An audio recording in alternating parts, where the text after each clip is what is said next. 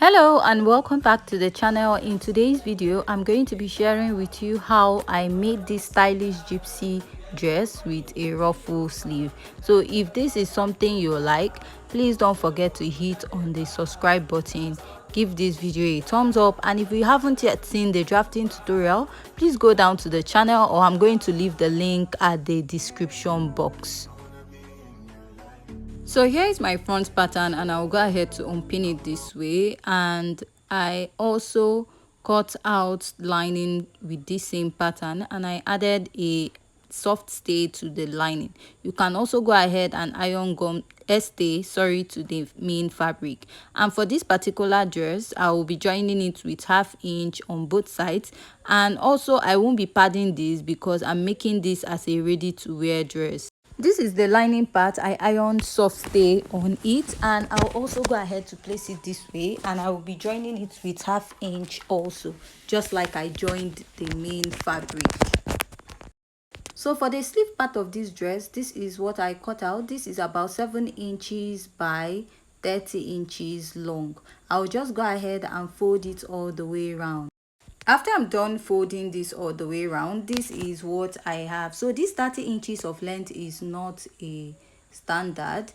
You can use any length of your choice. So after that, I'll go ahead and run a stitch at the middle point. So I'm going to be using that stitch to gather it to create this ruffle effect on it. So to create the ruffle effect, you're going to separate your thread into two this way, and you're going to use one to pull. And when you're sewing this, make sure you have a running stitch on it, which will make it easier for you to pull it.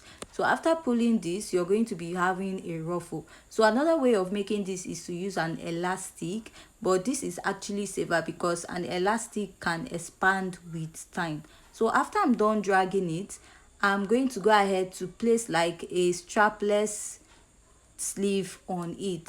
So the length of this is 14 inches. Sorry, the length is 14.5. How I got this is my chest line. To get your chest line is your bust circumference divided by 6 plus 1.5 inches. So mine is 7 inches. I multiplied it by 2, giving me 14. So I want the strap to be fitted on my body, so I just added 1/2 inch for attaching. So after that, I'll just go ahead and place, leaving about 1/2 inch out. So I'll go ahead and place this, and I'll be pinning it down. So where you'll be pinning this is at the wrong side of the ruffle. That is the part that has the folding on it, and you want to place this strap at the middle of that gathers, because you're going to be top stitching down on it so that it will hold the ruffle, and the ruffle will not slack or extend with time. And you have to make sure that the ruffle you have is the length of that strap. So I'll just go ahead and I'll push it all the way down to fit the strap, and after that I'll just go ahead to top stitch on it. So I'll be doing this for the bow sleeve, and I'll top stitch on that same stitch that I used in creating a ruffle. So after that, we'll move over to the back pattern of the dress, and this is what I have. This is the lining. I ironed soft stay on it. I'll go ahead and place the main fabric on it this way. I'm going to go ahead to stitch with 1/2 inch all the way around, and also repeat it at the other side of the sleeve, and we'll be sewing our dart much later. After I'm done sewing my sleeve, I will be placing it on the right side of the fabric. And to do that, I'm going to place this. Make sure that that side that has the front of the ruffle is facing the front side of the fabric. And before pinning, I'm going to pin it close to the armhole, leaving about 1/2 inch. And after pinning on this side, I'll go ahead and repeat this at the other side of the sleeve, at the other side of the dress, and I'll go ahead to pin. So the next step is to go ahead to place my lining on it.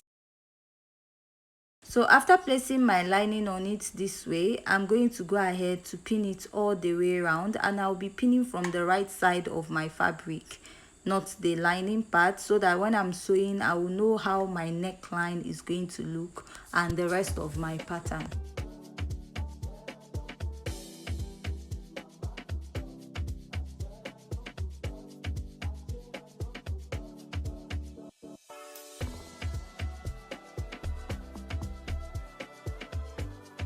After pinning, I'll sew with 1/2 inch and follow the neckline all the way to the side.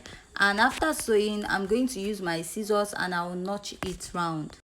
After notching it, I'll go ahead and flip it to the right side, and then we are going to bring out the back pattern of this dress. So here is the back pattern and I'm done stitching it. So before joining my back pattern, I will go ahead and I will sew the dart lines, which I have already notched when I was cutting out this dress, but I'll just go ahead and re-notch it and then stitch with 1/2 inch, and also repeat this at the other side of my dress. So after that, I'll go ahead and place the back together and I'll measure about 1 inch, which is the zipper allowance, and I will be pinning it down.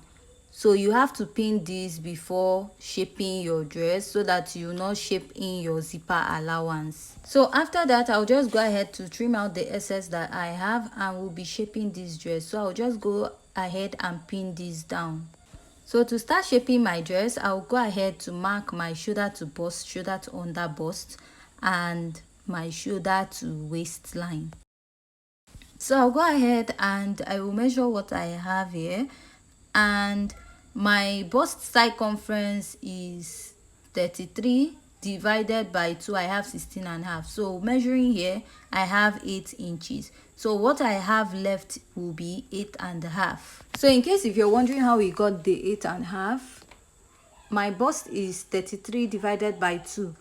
I have 16.5. So measuring what I have at the center of this dress, I have 8 inches. So if you take 8 inches out of 16.5, you will have 8.5. So after that, I'll divide that 8.5 into 2. I have approximately 4.25, but I will be marking 4 inches because I want the bust side of my dress to be fitted. I'll also go ahead and mark this at the other side of my pattern.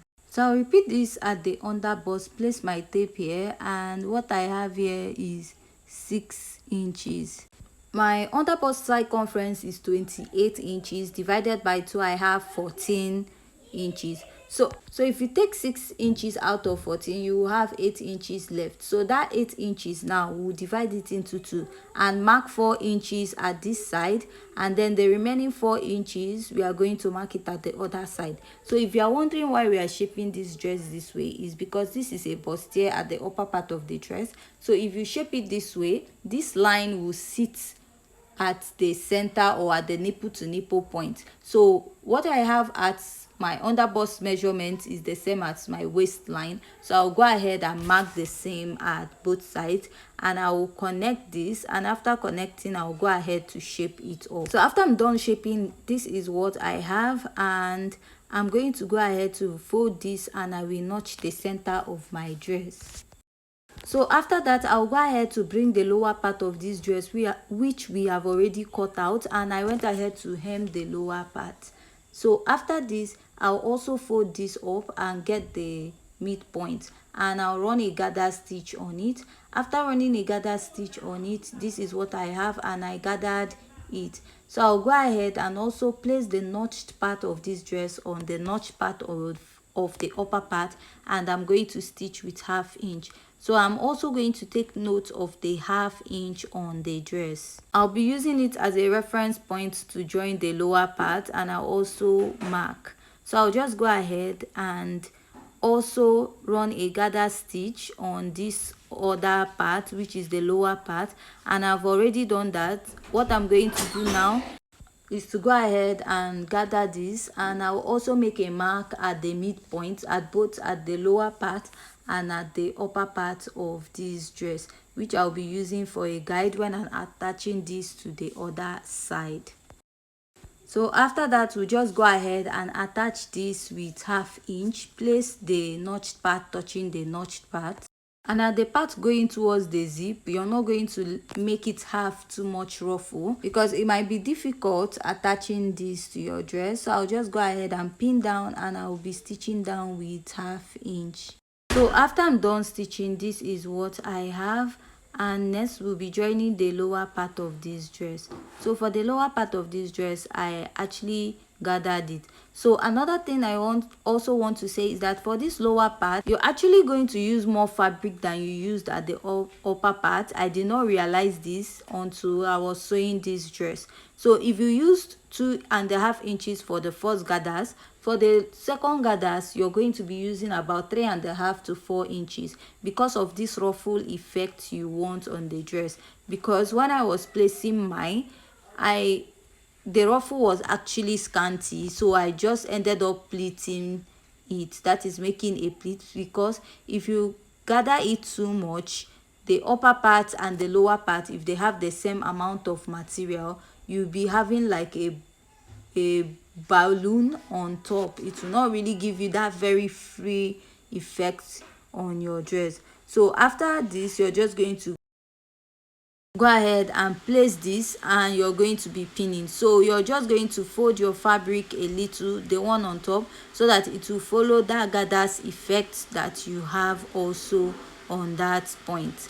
So just like I said, make sure that the lower part of the fabric is actually much bigger than what you have for the lower part. So after I was done gathering and sewing, so I didn't really get the effect I wanted, so I just had to pleat because my material, the lower part and the one on top, was the same because I used 2.5 for both sides. So like I was saying, if you're using 2.5 for the first gathers, for the lower part gathers you're going to use about 3.5 or 4 to get this ruffle effect at the joining. So when you're placing this, you're going to place the ruffle, that is the gather stitch, with 1/2 inch. Like immediately after your gather stitch, you're just going to have 1/2 inch underneath it, which you're going to use and place your fabric, and you're going to be stitching with 1/2 inch. So after doing this, I'll just go ahead and stitch on this, and also make sure you check the back pattern of your dress to make sure that you are in order before going ahead to stitch. If not, you might not really like the effect that you're going to have. So after I'm done stitching, this is what I have.